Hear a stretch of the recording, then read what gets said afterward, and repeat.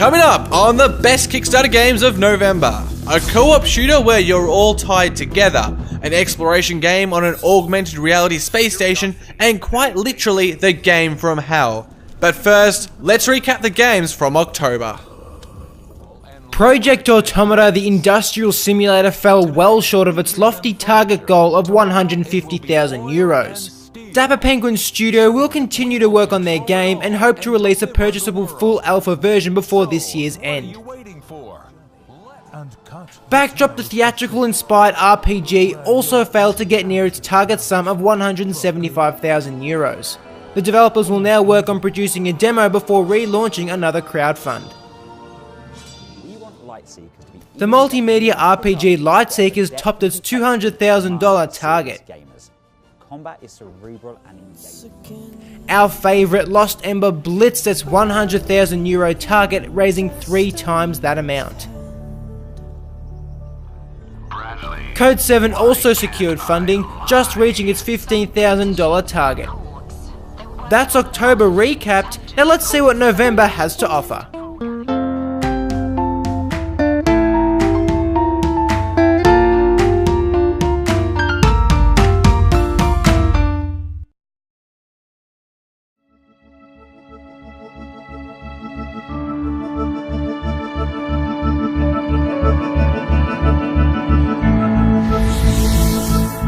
Quadcore is an arcade shooter designed for cooperative play.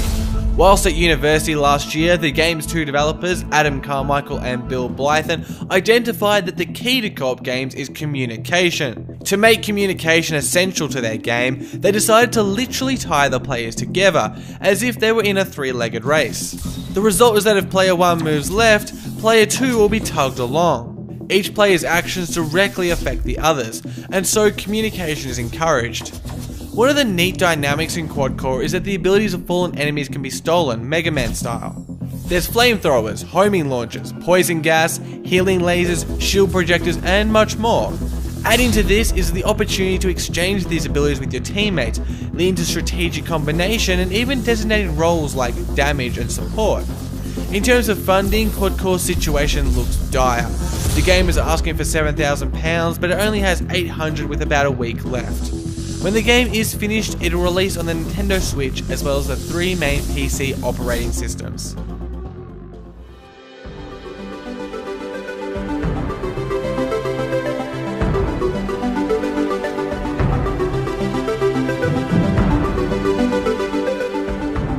Nycra is a planet-hopping adventure game with some pretty pixels and a few other genre influences.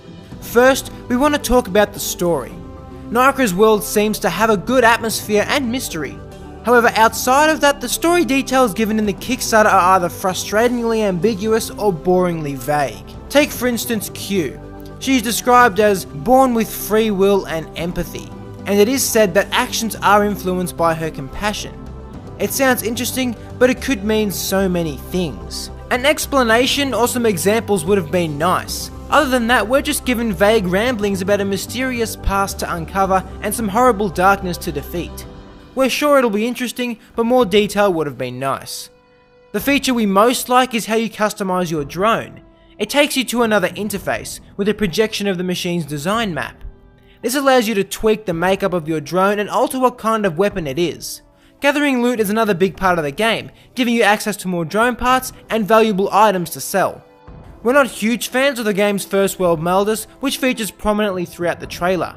Its grassy terrain lacks detail and screams first level. The desert, ice and underground planets that were hinted at look far more interesting, and we'd love to see more of them. With a smidge over 2 weeks to go in its campaign, Nycra is $25,000 away from securing Kickstarter funding. If all goes to plan, expect to see Nycra next October.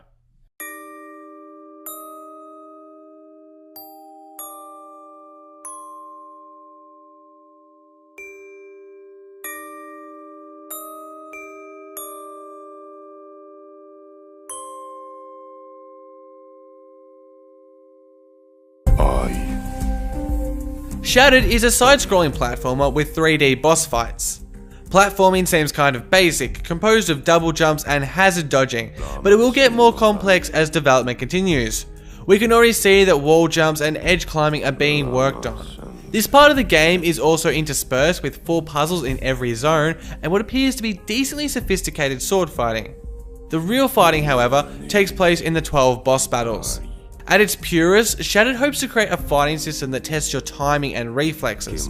It also involves dodges, dashes, combo chains, and utilizing the special abilities learned in the game's zones.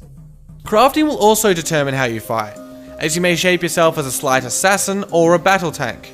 Crafting relies on enemy drops, which can alternatively be used as health replenishment.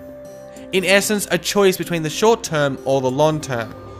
Shattered has a deep and fascinating lore that lead developer Maxime Ren has been working on for 10 years.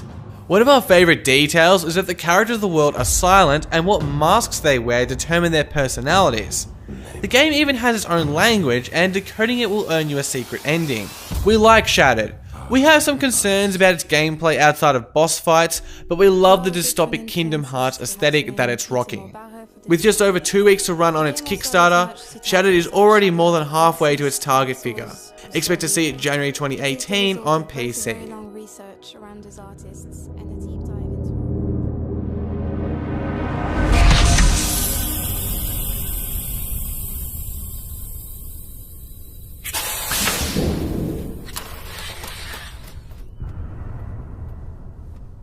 The Station is a game about contacting intelligent life.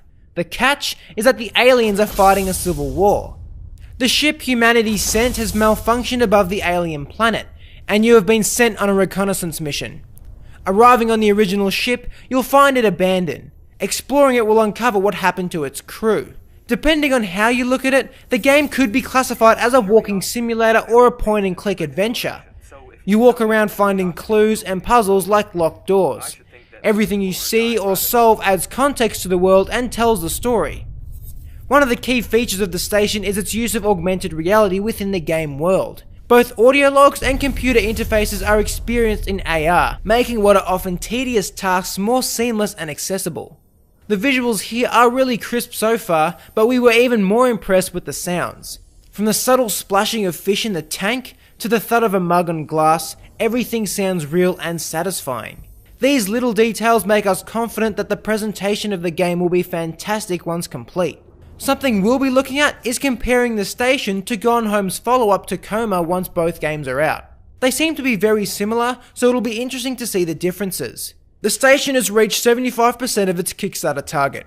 It should be out next year during the Northern Hemisphere summer, after which development will begin on consoles and VR.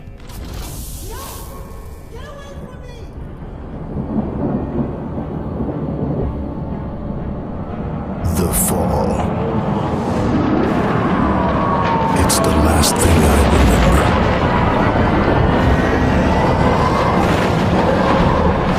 Memories tear apart my soul, consumed by the endless... The first time I watched the Agony trailer, I had to look away. Even now, I internally shriek at the thought of it.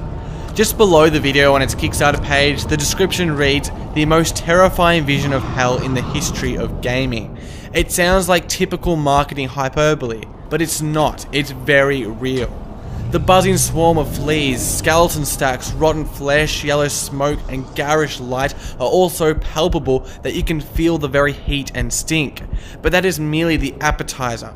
Freakish demons and wailing martyrs trot about as if the place was Arkham Asylum for the afterlife. Blood spills and desperate cries echo from every corner of every wall made of butchered humans. The whole world makes fire look ocean calm by comparison. Thankfully, the ultimate objective is to escape this hell of hells. This involves uncovering patterns, which you then must draw onto sacrificial stones with your own blood, as well as possessing martyrs and demons and whatever abilities they have.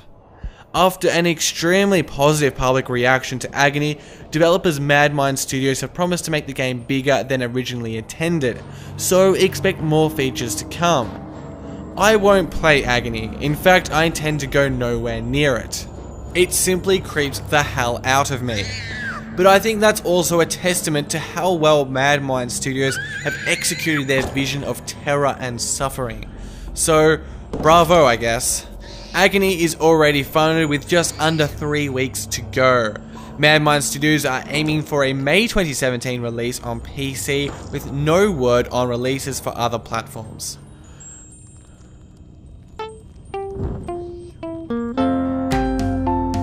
Thanks for watching. We'll see you next time here on Indie Former.